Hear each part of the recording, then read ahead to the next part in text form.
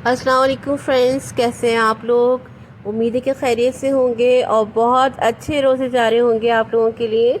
आज मैं आप लोगों के लिए इफ्तारी में एक ज़बरदस्त सी रेसिपी लेकर हाजिर हुई हूँ। आज हम बना रहे हैं मूंग की दाल की कचौरी। दाल को मैंने तकरीबन आधा घंटा पहले भिगो दिया था। अब मैं इसको थोड़े से पानी में इसको बॉईल कर लूँगी कि जितना भी पानी है वो इसमें ही खुश्क हो जाए। ये देखिए सारा पानी हमारा खुश्क हो गया है। अब इसमें थोड़ा सा मैं मसाले शामिल करूँगी जिससे कि हमारी ये दाल ज़बरदस्त से तैयार होगी। 1 चम्मच मैंने डाली है कुटी हुई मिर्चें। अब इसमें शामिल कर रही हूँ थोड़ा सा नमक और थोड़ी सी हल्दी। तकरीबन हाफ़ टी स्पून के करीब मैं इसमें हल्दी मिला रही हूँ और इसके बाद हम इसको अच्छी तरह से मिक्स कर लेंगे ताकि ये सारे मसाले इसमें अच्छी तरह से तैयार हो जाएं और दाल को चम्मच की मदद से इसको एक तरह से पेस्ट की तरह बना लेंगे कि दाल के जो मोटे दाने हैं वो बिल्कुल अच्छी तरह से पिस जाएं इसमें, और इसको दम पे रख देंगे। अब हम आलू की तरकारी बनाएंगे जिसके लिए मसाले हमने लिए हैं। कलौंजी है, कड़ी पत्ता, हरी मिर्चें और इसके अलावा ये मैदा लिया है 2 कप मैंने जिसकी कि मैं कचौरी बनाऊंगी। अजवाइन है, ज़ीरा है और 2 आलू लिए हैं मैंने थोड़े से बड़े साइज़ के। इसको छील के मैं इसको बॉईल कर रही हूँ। अब हम अपने जो दाल है उसमें शामिल कर रहे हैं भुना हुआ साबुत धनिया और ज़ीरा। इसको मैंने दरदरा सा कूट लिया था साबुन दस्ते में। इसको मैं अच्छी तरह से इसमें मिक्स करने के बाद इसको अच्छी तरह से चलाऊंगी ताकि हमारी दाल जो है वो बिल्कुल एक आटे की तरह से, मैदे की तरह से तैयार हो जाए।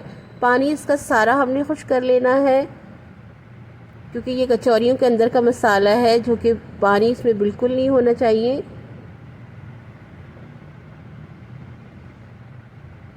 ये देखिए कितना अच्छा सा एक तरह से आटे की तरह गूंद गई है ये दाल।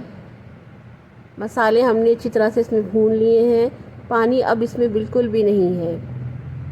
अब हम तैयार करेंगे मैदे की डो तैयार करेंगे जिससे हमने कचौरी बनानी है। अजवाइन ली है, ज़ीरा लिया है, थोड़ा सा नमक शामिल करूँगी और ऑयल 2 चम्मच के करीब मैंने ऑयल लिया है। आप चाहें तो घी भी ले सकते हैं, ये आपकी चॉइस है।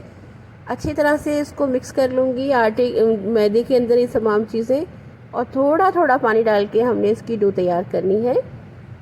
इस बात का फ्रेंड्स ख़ास ख्याल रखिएगा कि जो हमारी डो है पतली ना हो, क्योंकि कचौरी के लिए हमें थोड़ी सी सख्त डो की ज़रूरत है। डो तैयार करने के बाद आधे घंटे के लिए हम इसको रख देंगे। अब हम बनाएंगे आलू की तरकारी जो कि कचौरी के साथ हम खाएंगे, जो कि बहुत मज़े की होगी। आप ज़रूर देखें इसको, फुल वीडियो वॉच करें तो आपको पता चलेगा कि इतनी ज़बरदस्त सी आलू की तरकारी हम तैयार करेंगे। एक प्याज ली है, उसको थोड़ा सा मैं सौते कर लूँगी, लाइट सा पिंक कलर आ जाएगा। इसमें अब मैं शामिल कर रही हूँ कलौंजी, ज़ीरा और कड़ी पत्ता। कलौंजी हमारी तरकारी में बहुत ज़बरदस्त सा जायका लेकर आएगी। इसको भून लेंगे प्याज के साथ। ये देखें हमारी थोड़ी सी लाइट सी पिंक कलर की हो गई है प्याज।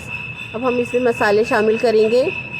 2 टमाटर लिए हैं मैंने, थोड़ी सी हरी मिर्चें ली हैं और इसको भूनने के बाद अब हम इसमें मसाले शामिल करेंगे।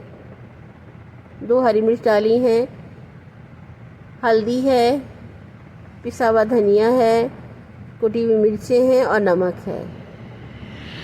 इसके साथ हम इसको भून लेंगे टमाटर को तक कि हमारे टमाटर गल जाएं और बहुत अच्छा सा पेस्ट तैयार हो जाए।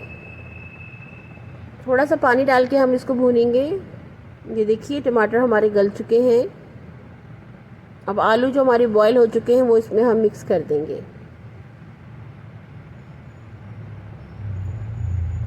आलू आप किसी भी शेप के काट सकते हैं, लेकिन जब हम इसको उसमें भूनेंगे तो आलू खुद ही छोटे साइज़ के बारीक बारीक उसमें हो जाएंगे। थोड़ा थोड़ा पानी डाल के आप इसको भूनेंगे ताकि आलू के अंदर मसाले का जायका आ जाए, क्योंकि हमने आलू अलग से बॉईल किए हैं। अब 2 चम्मच के करीब तकरीबन इमली का पल्प शामिल किया है मैंने,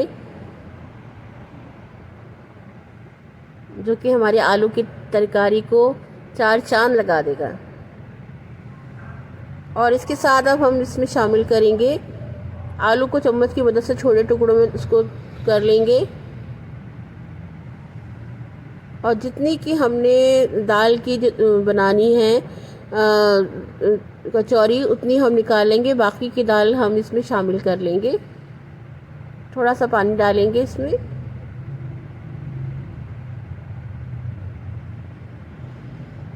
ताकि अच्छी तरह से इसमें आलूओं के अंदर इसमें जायका आ जाए थोड़ा सा बॉईल होने के बाद।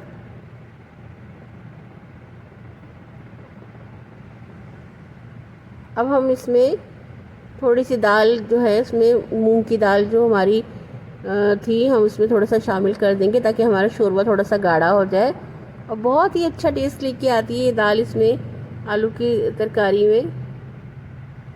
आलू हमारे छोटे साइज़ के हो गए हैं और बहुत ही लाजवाब से हमारी आलू की तरकारी और दाल की तरकारी तैयार हो चुकी है, जो कि कचौरी के साथ बहुत ही मज़े की लगती है।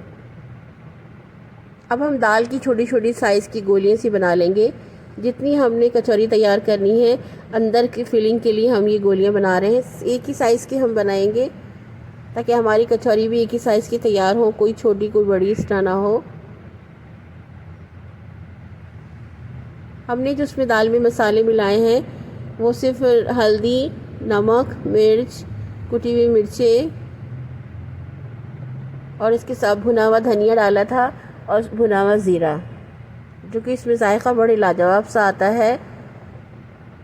छोटी छोटी सी गोलियां से हम बना लेंगे दाल की, जो कि कचौरी की फीलिंग है हमारी। तकरीबन हमारे पास जितनी मैदा है, तकरीबन 10 से 12 कचौरियाँ हमारी तैयार हो जाएंगी उस मैदे से। और जितनी दाल है हम इसकी ये छोटी छोटी सी गोलियां बना लेंगे। एक ही साइज़ की कोशिश कीजिएगा कि सारी एक ही साइज़ की बनाएं। और अब हम अपनी कचौरियों को उसका डो निकाल के उसको उससे कचौरियाँ उसी शेप की काटेंगे जितनी कि हमें कचौरी चाहिए। बीच में से उसको हाफ में उसमें डिवाइड कर लेंगे और छोटे छोटे पेड़े इसके काट लेंगे।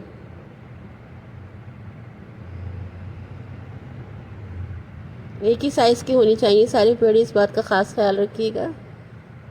तकरीबन 12 के करीब हमने 12 पेड़े बनाए हैं। हमने इसको बेला नहीं है, उसकी मदद से नहीं बनाना है, बस गोल गोल बनाने के बाद हम इसमें छोटी सी चपाती बना के इसमें हम कचौरी की जो फिलिंग रखते जाएंगे और हाथ की मदद से हम ये अपनी कचौरी तैयार कर लेंगे। आप चाहें तो डिफरेंट साइज़ के बना सकते हैं, बड़ा बनाना चाहें तो बड़े बना सकते हैं, लेकिन मैं दरमियानी साइज़ की कचौरियाँ बना रही हूँ। बीच में रखने के बाद आप उसको चारों तरफ से इसको बंद कर देंगे और बीच में से उसको घुमा के वहीं पे क्लोज़ कर देंगे और फिर दोनों हाथों की मदद से पतली सी इसको पूरी की तरह से कर लेंगे। ये सब आपने हाथ की मदद से करना है, चाहे तो थोड़ा सा ऑयल या पानी भी इस्तेमाल कर सकते हैं। मुझे छोटी साइज़ की कचौरियाँ अच्छी लगती हैं, इसलिए मैं दरमियानी साइज़ की बना रही हूँ, छोटे साइज़ की।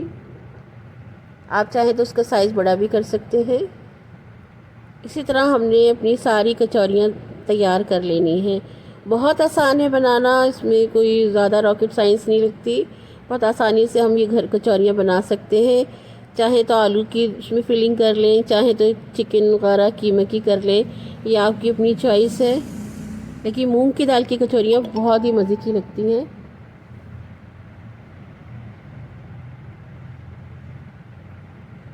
इस तरह हमने अपनी सारी कचौरियाँ बना लेनी है।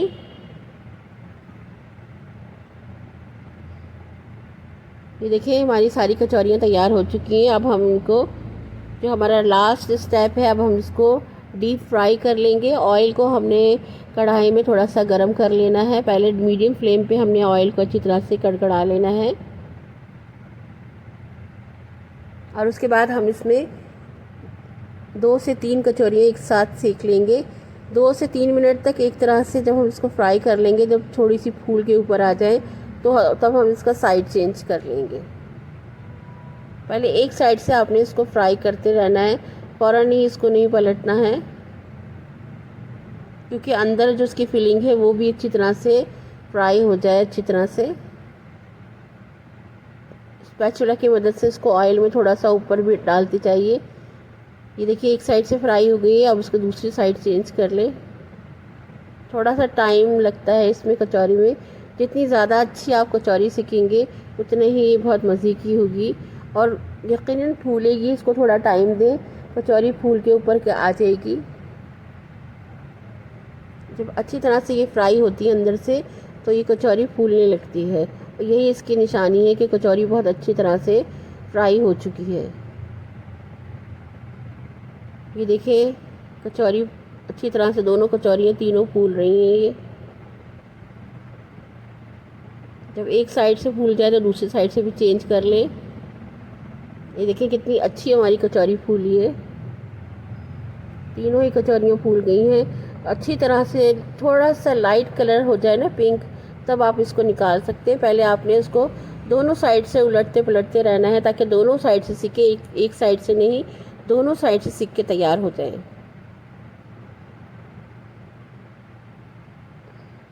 अब हमारी कचौरियाँ रेडी हो चुकी हैं। अब हम इसको निकाल लेते हैं। निकालने के बाद किसी छन्नी में, निकालने के बाद किसी प्लेट में रख दीजिएगा ताकि जितना भी एक्स्ट्रा ऑयल है वो इसमें निकल जाए, क्योंकि ये चीज़ें जितने भी डीप फ्राई होते हैं उसमें ऑयल थोड़ा सा रह जाता है।